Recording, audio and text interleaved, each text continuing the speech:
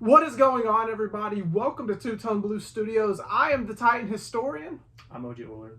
And we just got done watching the Titans' very disappointing Week 2 matchup versus the New York Jets. OG, where do we even start? I mean, I think we start with Will Levis. Will Levis. Yeah.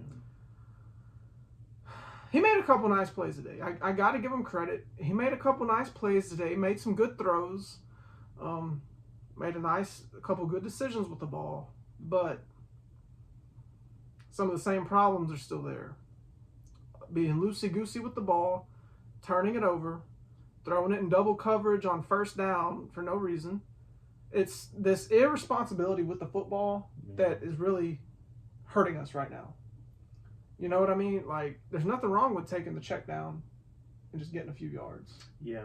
I mean, throwing laterals and stuff. It ain't cute. No. It ain't cute at all, especially when it leads to a turnover. Yeah. I mean, there's just nothing good about it. I got to give props to the defense. Yeah. I really do, man. Especially early. Yeah, they did really good early in the game. Early on, dude, they were like firing on all cylinders. Like, it was incredible. Kenneth Murray looked great early on. That one play where he just knifed through the backfield, that was picture perfect. I mean, you can't draw it up no better than that.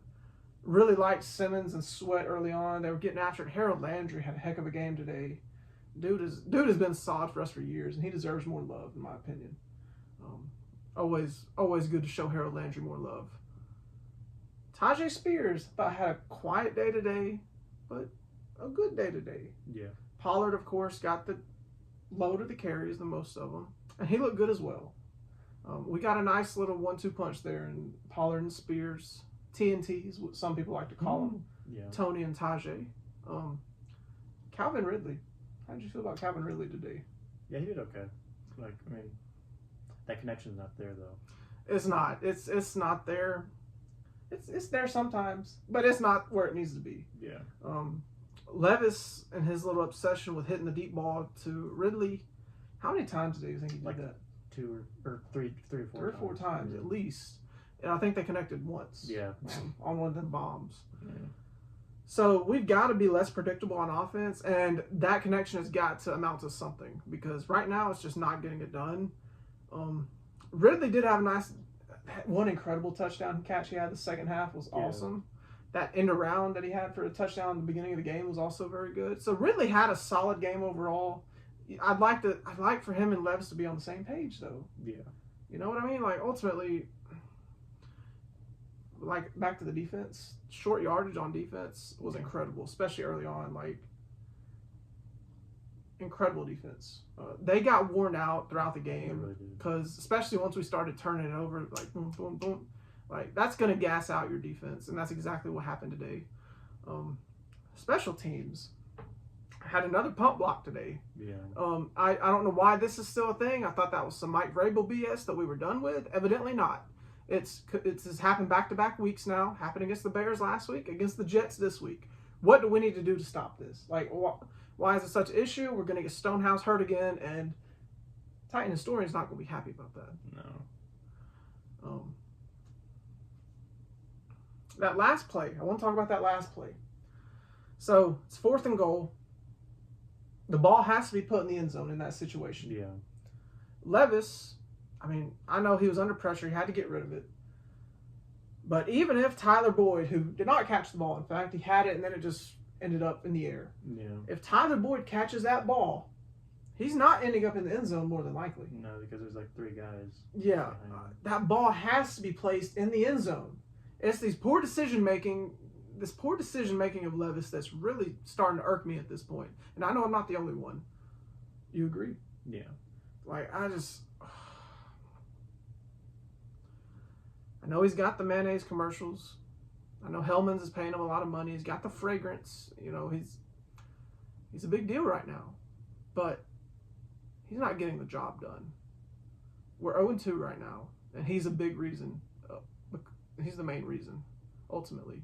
Can't blame it on the defense. Can't blame it on offensive line is kind of trash right now, though. That they need to fix that because it's not getting it done. But Levis is the main reason right now for us not at least being 1-1 or 2-0 even.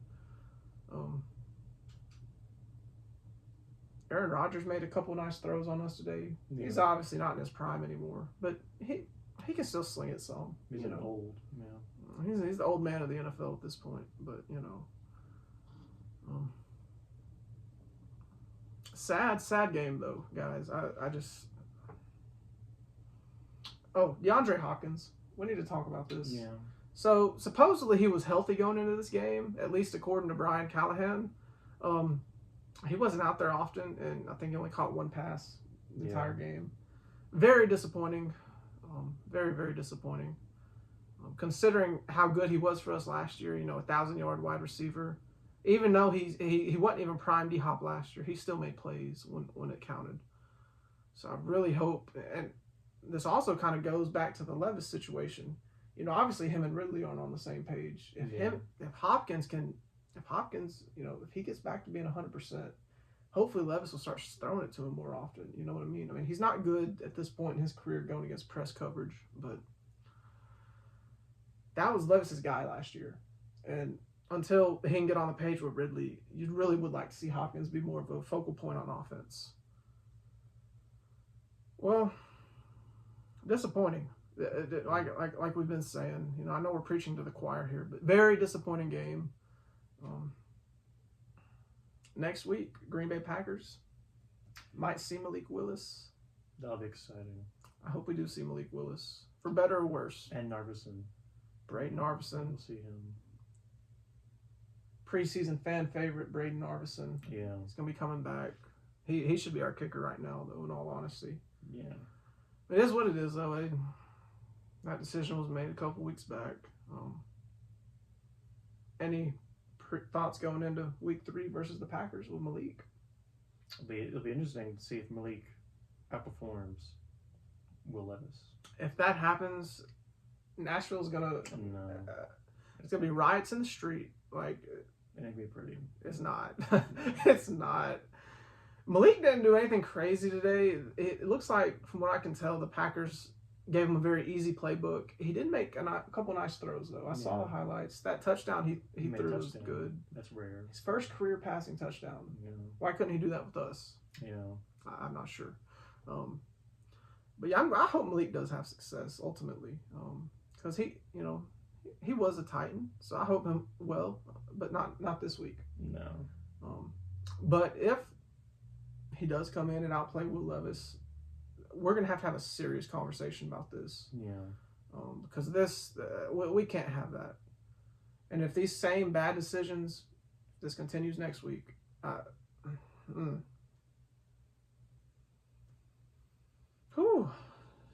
it's not going to be good. It's not going to be pretty. That's all I know. Well, OG, I think I've said just about everything I have to say. You got any last final thoughts? No. Well, we had 17 points at the end of the game, right? We did. There's another curse. The supposed Ryan Tannehill curse that, if we can't score over 17, we're losing the game. So whether that's a thing or not, I mean, it did kind of happen today. So. And then last game. Yeah, happened last game too. We got a modern offense now. Got a quarterback who likes to sling it. We still can't put up over 17 points, so that's great.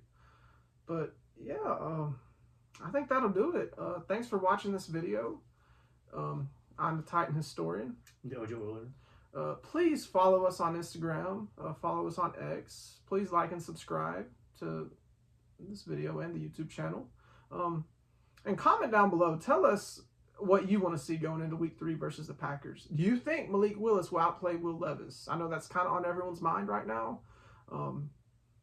If Jordan Love does play, we might be in trouble.